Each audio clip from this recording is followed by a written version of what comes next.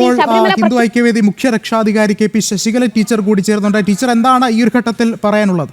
Case റദ്ദായി കിട്ടി എന്നതിൽ സന്തോഷമുണ്ട്.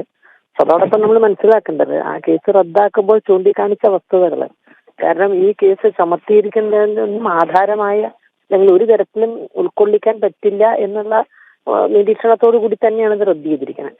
അപ്പൊ ഈ ബാക്കി ചാർജ് ചെയ്ത നൂറുകണക്കിന് കേസുകളും ഇത് തന്നെയാണ് അവസ്ഥ.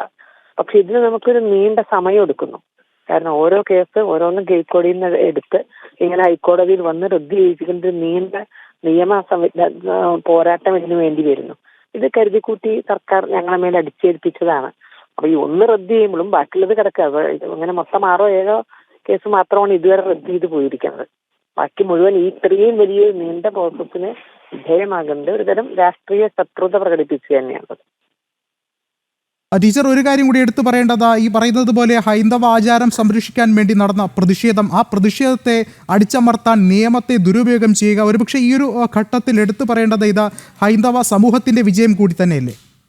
തീർച്ചയായും. കാരണം നിയമപരമായി ഒരിക്കലും നിലനിൽക്കില്ല എന്നറിഞ്ഞുകൊണ്ട് ഈ നൂറുകണക്കിന് കേസുകൾ ഒരു സമരത്തിന്റെ പുറത്ത് എടുത്തത് അത് വ്യക്തമായി ഒരു വിരോധം കൊണ്ട് അല്ലെങ്കിൽ ഒരു ശത്രുത കൊണ്ട് ചെയ്തതാണ്. അപ്പൊ തീർച്ചയായും അതിന് നിയമപരമായി നിലനിൽപ്പില്ല എന്ന് കോടതിയിൽ നിന്ന് തന്നെ അറിയുന്നത് ശരിക്കും പറഞ്ഞാൽ സത്യം വിജയിച്ചു എന്ന് തന്നെയാണ് അതിന് മനസ്സിലാക്കുന്നത്. ഹൈന്ദവ സമൂഹത്തിന്റെ വിജയമാണ്. അതിപ്പോ ഞങ്ങൾ ഇതിന്റെ ഈ കേസിൽ നിന്ന് ഒഴിവായവർ മാത്രമല്ല, ഈ പോരാട്ടത്തിന് ഒപ്പം നിന്ന എല്ലാവരുടെയും വിജയമായിട്ട് തന്നെ ഇതിനെ കാണാം.